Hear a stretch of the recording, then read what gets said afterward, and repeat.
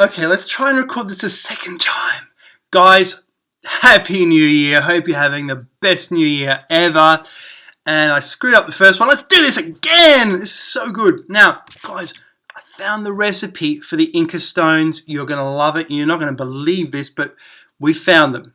For the render, remember in 2017, I talked about Inca stonework being rendered over. We're going to show it to you. I hope it all works this time, and we're going to show you the recipes because no one knows the recipes. I know the recipes. You're going to know the recipes in a second. Let's get to it. So I'm going to get me out of the way so this actually works. So we'll just make me very small, and then we'll just move that down. It seems to be working. That's good. Okay. Perfecto. So let's get to it. So back in 2017, I made a video saying this was a smoking gun. And I said, look at this. It appears to have been rendered over. And people in the comments said, I've been working as a plasterer for 40 years, and I'm telling you, that ain't no plaster. And I say, no, look, it's a type of stucco, it's a type of stonework, it's geopolymer. Yes, look at this. And I no longer think it's geopolymer. I think it's actually a biological geopolymer because I found the recipe for it. And we can now explain this. And in addition, I believe we can explain vitrification on the stone. Notice it's all collected in a crevice here as if it's a chemical. It's a type of chemical which has vitrified the stonework, which has altered the stonework. I know what type of chemical can do this. We're going to get to that. This is just so incredible, guys. So incredible. And how did I get onto the trail of this? The reason is, you see these, whenever I look at the Inca world, it seems very Irish. It looks like ancient Ireland, basically. Even, I've made so many videos showing even the walkways, the Inca trails look like Irish trails. They even have the same kind of stepping stones and little steps that they build the same way in Ireland. So we've made videos showing the writing is similar. It can be very similar to the quipu. We've done all this work in showing that the Irish could be the ancient Viracocha who went across the Atlantic in the Dark Ages and in earlier times, because ancient Irish jewellery and ancient Inca jewellery, as we have shown, is one and the same. So let's firstly, before I get to it, let's look at this article here.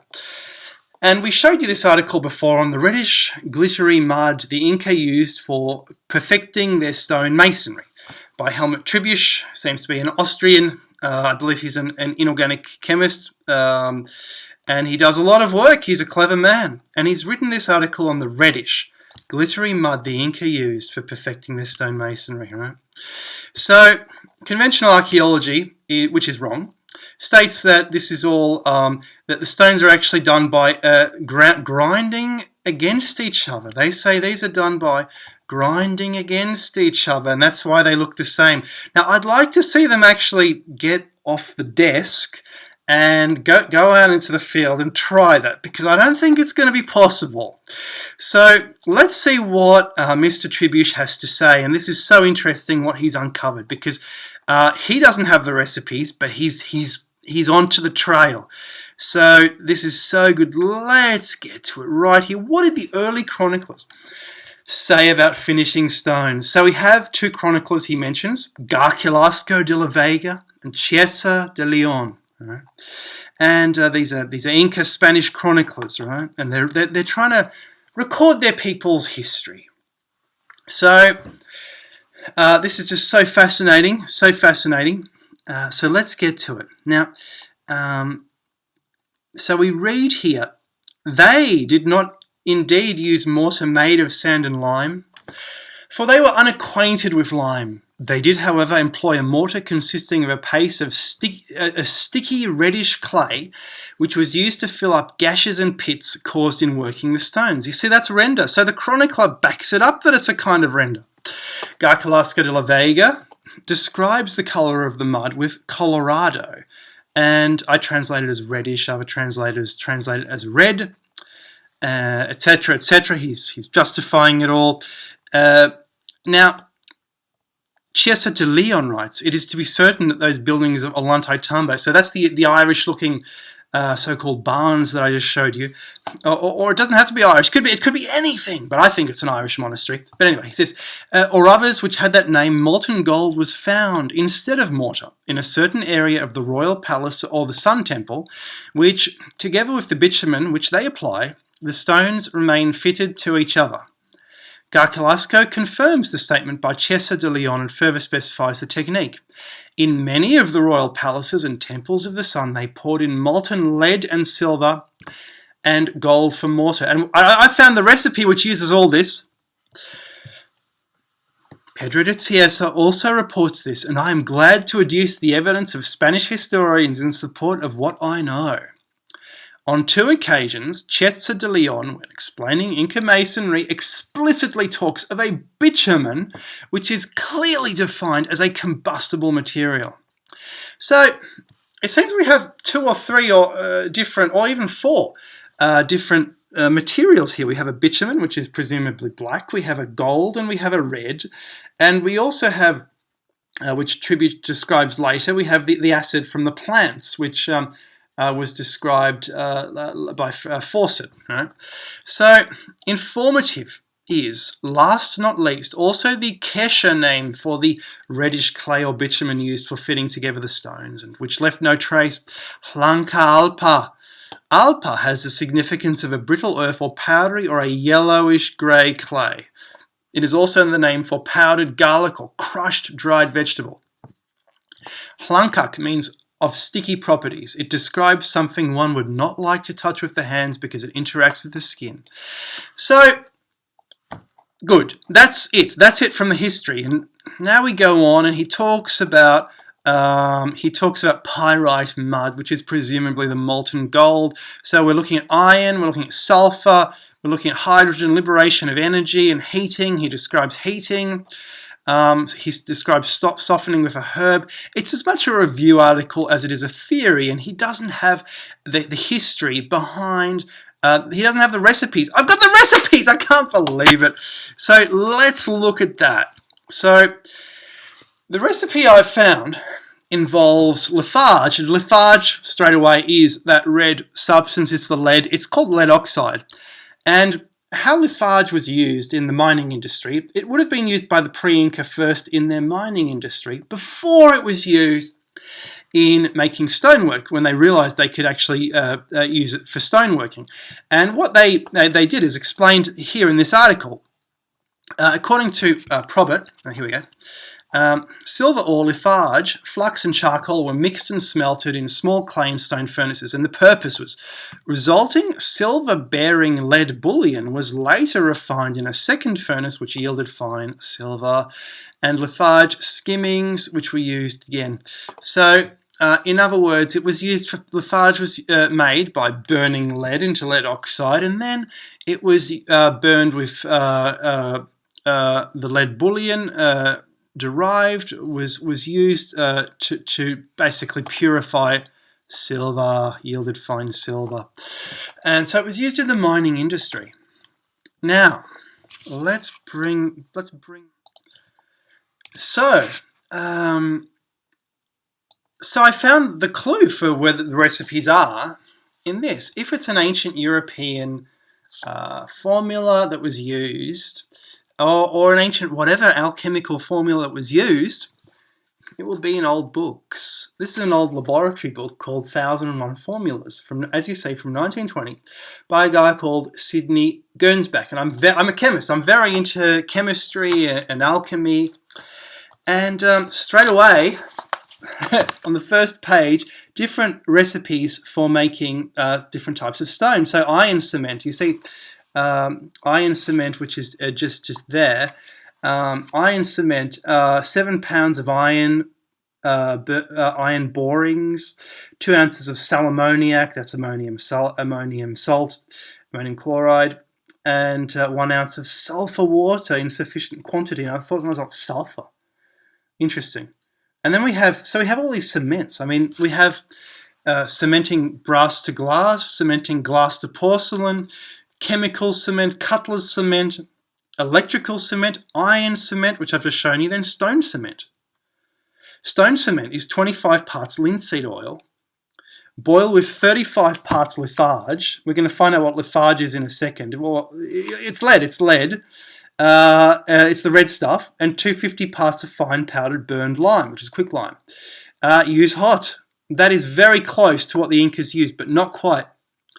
Another clue that I found was the wood cement described here at the top. And what that is, melt in an iron pan 1 ounce of resin, 1 ounce of pure yellow wax, and stir in 1 ounce of Venetian red. So we have the red and the yellow.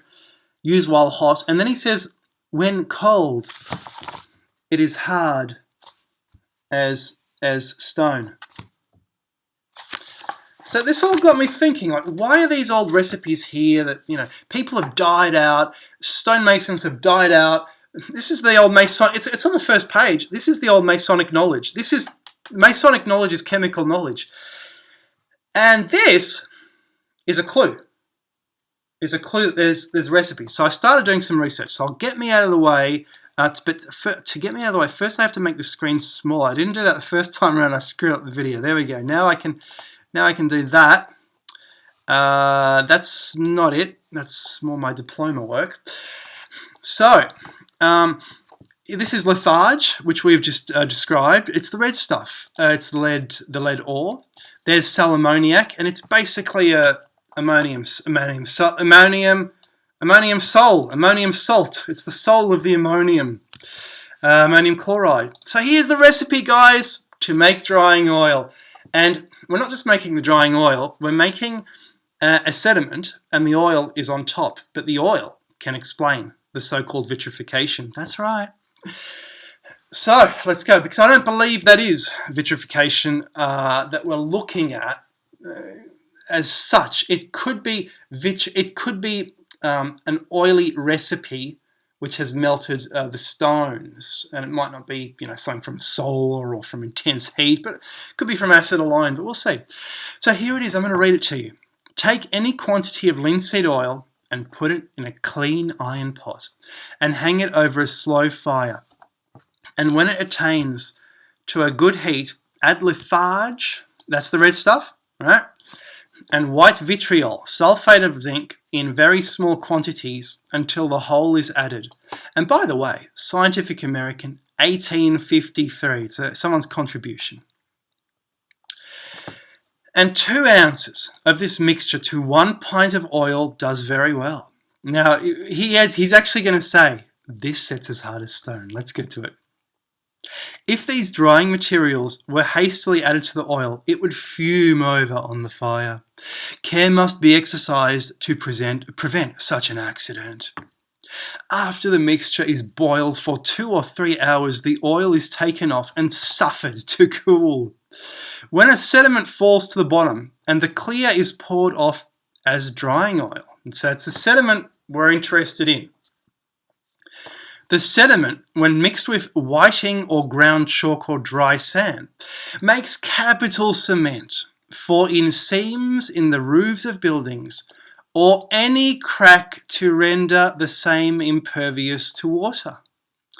It becomes as hard as stone in the course of 10 weeks and is especially adapted for the joints of stones in exposed situations. It's just like that picture I showed you at the start, the render. And then he goes on, he says about the drying oil, we have only to add that if an ounce of resin be added to every pint of oil when boiling, it will improve the quality of the oil to no small degree. So, but it's not just resin, because do you see up here, it says quite clearly the sediment. We take the sediment when mixed with whiting or ground chalk, that's stone, that's calcium carbonate, and dry sand.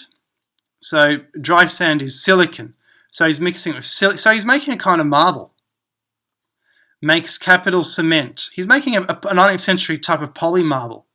He's making a biological form of geopolymer. I don't think it's a geopolymer anymore. I think it's a biopolymer and it's degraded, and that's why it's fallen away. It's a geological biopolymer. Right?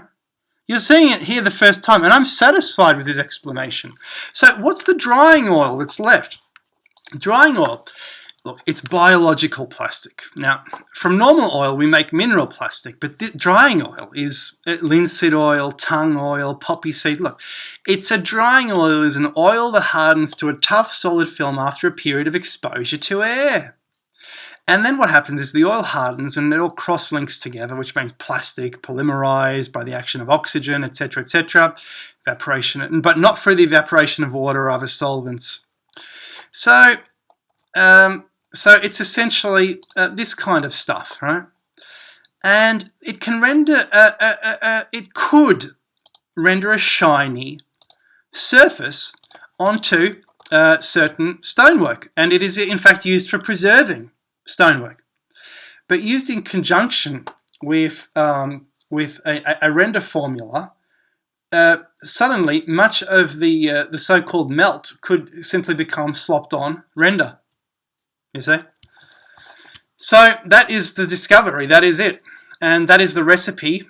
Here it is, from 1853 on to fix stonework, joints of stones in exposed situations, presumably just like that. It ticks the boxes. It's got the red, the litharge. It's got the sulfate. It doesn't have to be the molten gold recipe. It seems to just be the red recipe. But it uses litharge, which is the molten lead, which was described by the Spanish chronicler. This is incredible. This is it. And we can say it's not a geopolymer, but a geological biopolymer. And that is going to be in the title of the video. I hope you have enjoyed this great discovery. And let's bring me back. And, I want to wish you guys a Happy New Year. I apologize for not doing more videos. One's coming out on the true, explaining the Three Wise Men story. But first, I'm trying to finish this diploma, or it just costs more and more money to keep renewing it and extending it. So anyway, guys, have a great New Year, and I'll see you later. This was a lot of fun. Yes.